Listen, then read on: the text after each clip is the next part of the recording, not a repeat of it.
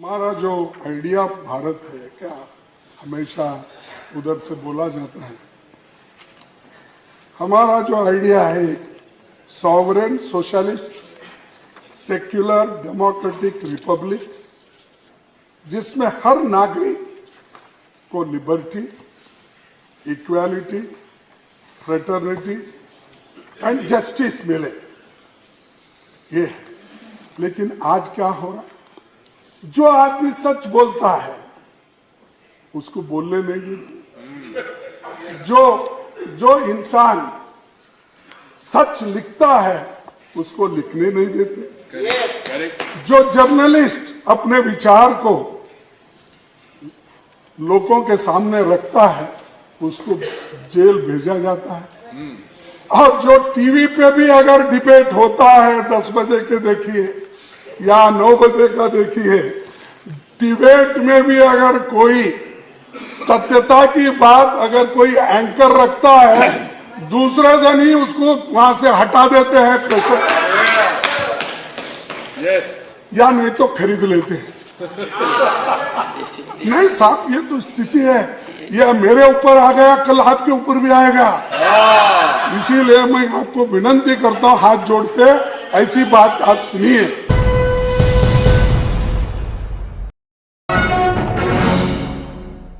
कांग्रेस अध्यक्ष मल्लिकार्जुन खड़गे ने आज पार्लियामेंट में मीडिया को लेकर एक बयान दिया, जिसको लेकर कुछ न्यूज़ चैनल्स को बड़ी दिक्कत हुई, बड़ी परेशानी हुई, और वो अपने ट्विटर अकाउंट पर आकर के कांग्रेस अध्यक्ष के खिलाफ बहुत सारी बातें कहने लगे, जिस पर सोशल मीडिया पर, ट्विटर पर बहस शुरू हो गई।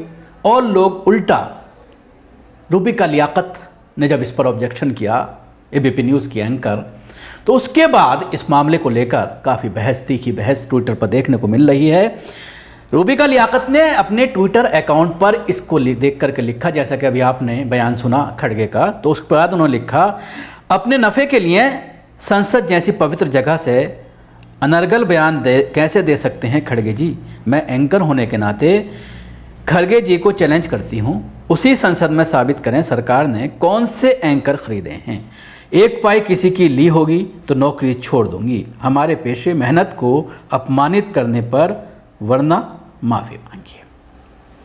अब इस पर आपने सुना, आपको हंसी भी आ रही होगी, किस तरह से इस तरह के बयान एक ऐसे चैनल के एंकर के ज़रिए दिए जा रहे हैं जो दिन भर टीवी चैनल्स पर बैठ कर के नफ़रत परोसते हैं, और किस तरह से भारतीय जनता पार्टी और संघ को फ़ायदा पहुंचाने के लिए देश में जिस तरह से नफ़रत का माहौल बनाया जा रहा है, दिन रात ये टीवी चैनल्स के एंकर लगे रहते हैं। लेकिन एक बात से मैं मुत्तफिक हूँ रूबिका की, जो उसने कहा है कि 1 रुपया हमें नहीं मिला, उसकी दर्द ये है, उसका पीड़ा ये है। परेशानी को समझने की ज़रूरत है कि इस ट्वीट में पीड़ा क्या है, पॉइंट को पकड़ने की ज़रूरत है।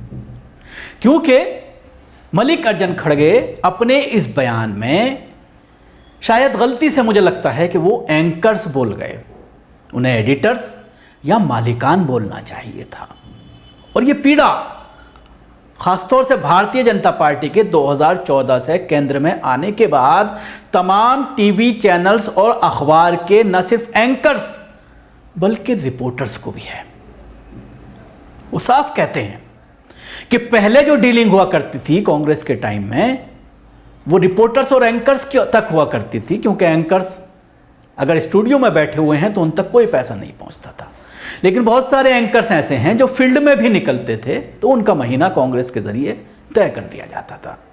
लेकिन अब केंद्र में भारतीय जनता पार्टी की सरकार और मोदी के प्रधानमंत्री बनने के बाद तरीका चेंज हो गया है, चीज़ें बदल गई हैं। अब सीधा प्रधानमंत्री नरेंद्र मोदी ने बड़े कॉरपोरेट घरानों को खरीद लिया और उनसे कहा गया कि अब आप चैनलों को खरीदिए। 2 बड़े ग्रुप हैं, जिसमें सबसे बड़ा ग्रुप जो है TV18 ग्रुप है, उसके अलावा जी न्यूज़ का एक ग्रुप है। उसके अलावा अब अडानी को भी इस धंधे में एंटर किया गया NDTV खरीदने के बाद, और उसके अलावा कुछ अखबारात की भी डीलिंग अडानी के साथ चल रही है। तो 2-3 बड़े ग्रुप जो हैं उनके हाथ में पूरा मीडिया जगत की लगाम दे करके मालिकों को ही खरीद लिया। अब पूरा सिस्टम बदल चुका है 2014 के बाद, और सारी चीज़ें स्ट्रीमलाइन और एक ही खिड़की से कर दी गई हैं। सुबह को टॉपिक तय किया जाता है प्रधानमंत्री ऑफिस में, और तमाम चैनल के मालिकान को मेल भेज दिया जाता है कि आज आपको अपने एंकर को इस मुद्दे पर बात करानी है, फला फला गेस्ट आपको रखने हैं, सारी चीज़ें तय होती हैं। और शाम को आप इसीलिए देखते होंगे कि तमाम चैनलों पर एक ही डिबेट चल रही है, और अगले दिन जो आपके हाथों में अखबार पहुंचता है उसमें भी उसी टॉपिक का फर्स्ट पेज पर आपको मवाद मिल जाएगा। तो ये एक पीड़ा है बड़ी एंकर की, बड़े पत्रकारों की, ख़ासतौर से रिपोर्टर्स और एंकर्स की, कि उन तक माल नहीं पहुंच रहा है। और जो दावा किया गया है रूबिका लियाकत के ज़रिए कि 1 रुपया अगर मेरे अकाउंट में आया हो या मुझे मिला हो, आप साबित करके दिखा दीजिए। बिल्कुल सही दावा है उनका, 1 रुपया भी नहीं मिला होगा। बिना पैसे के ही इन लोगों से नाच कराया जा रहा है। तो एक बड़ी पीड़ा है जिसको समझने की ज़रूरत है। अब मैं आइए आपको ले चलता हूँ उन ट्वीट की तरफ जिसमें इस पूरे मामले को लेकर लोग रूबिका की खिंचाई कर रहे हैं।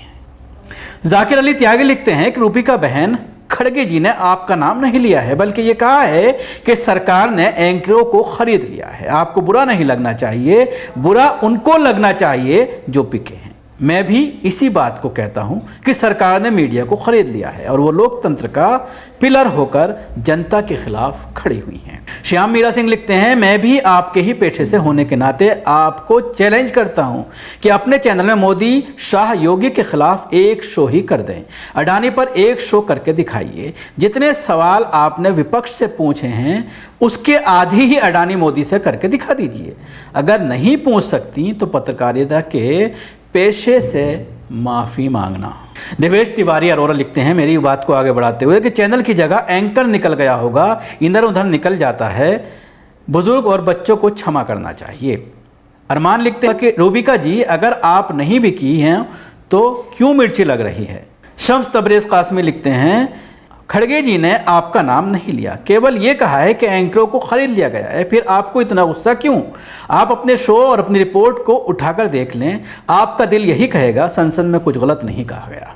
निराला चंदन कह रहे हैं कि ऐसे चैलेंज देने से कुछ नहीं होगा मैडम, एंकर का चाल, चरित्र और चेहरा से पता चल जाता है कि कौन बिका हुआ है और कौन निष्पक्ष है। वैसे भी आपका नाम लिया गया था क्या जो इतनी बिफरी पड़ी हैं। अजय चौधरी लिखते हैं, सच को आँच नहीं, लेकिन पिटी पिटी कौन चला रहा था? हम दलाल न्यूज़ चैनल नहीं देखते बल्कि ब्लॉगर देखते हैं, वहाँ पर आपको टीपी टीपी हमें भी सुनाई देते हैं। कौन सा टॉनिक लेते हो? मर गई पत्रकारिता। नदीम राम अली लिखते हैं कि पत्रकारी का धर्म है सत्ता से सवाल करना, ना कि विपक्ष को कटघरे में खड़ा करना। पत्रकार का कार्य है जनता के मसलों को उजागर करना, जबकि पत्रकार सत्ता से तालमेल बनाकर चल रहे हैं। तो ये कुछ ट्वीट थे, हालांकि सैकड़ों हज़ारों ट्वीट इस पूरे मामले में आए हैं और रूबिका को लोग सुना रहे हैं। और कहीं ना कहीं इस ट्वीट के बाद रूबिका के साथ साथ पूरे पत्रकार जगत पर सवालात खड़े हो रहे हैं कि आखिर 2014 के बाद किस तरह से पत्रकार बिक गए हैं, पत्रकारिता बिक गई है। और इसी वजह से ये देखने में आता है कि लोग अब इस तरह के टीवी चैनल से बेजार हो रहे हैं। शुक्रिया, आपको हमारी कोशिश कैसी लगी जरूर बताएं। हमारे यूट्यूब चैनल को सब्सक्राइब करना ना भूलें, इसके साथ ही बेल आइकन जरूर दबाएं। अगर आप वीडियो फेसबुक पर देख रहे हैं तो पेज को लाइक करें, उसके साथ ही फॉलो भी करें। धन्यवाद।